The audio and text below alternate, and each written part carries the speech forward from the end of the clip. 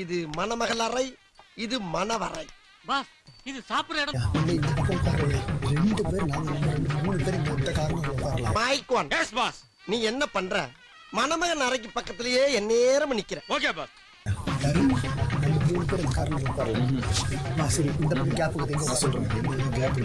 Maithri. Yes boss. நீ என்ன பண்ற?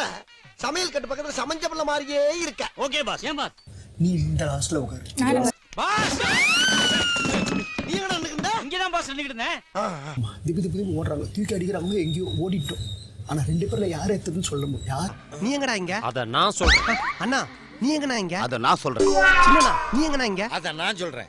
எடுத்ததுன்னு தான் சொல்லணும். ஓகேவா? எடுத்துட்டு நீங்க யாருன்னா வெளியே வந்தீங்கன்னா உங்ககிட்ட கொடுக்குறோம் அப்படின்னு தூக்கி அடிச்சிடலாம். டேய் 3 idiots, இதெல்லாம் உங்க அறிவுக்கு ரொம்ப அதிகம். தயவு செஞ்சு வீட்டுக்கு கிளம்புங்க. மகன் வாடு ஒரு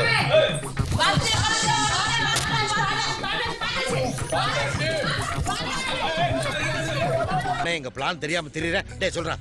எலக்ட்ரிஷியன் வேஷத்துல இருக்கிறானா? அலார சவுண்ட் கேட்காம இருக்கிறதுக்காக அந்த டைமண்டை சுத்தி இருக்கிற லேசர் லைட்டை கட் பண்ண போறேன்.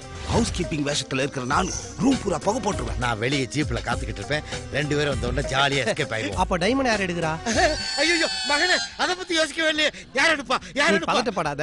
யாரு வச்சாங்களோ அவங்களே எக்ஸிபிஷன் முடிஞ்சோன்னு எடுத்துட்டு போயிடுவாங்க.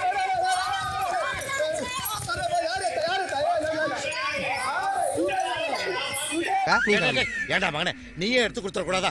கூட பிறந்த அண்ணன் தம்பிக்கு அப்பனுக்கு இதை கூட செய்யணும்னு மனசுல ஆசை இல்லையாடா? என்னாச்சு?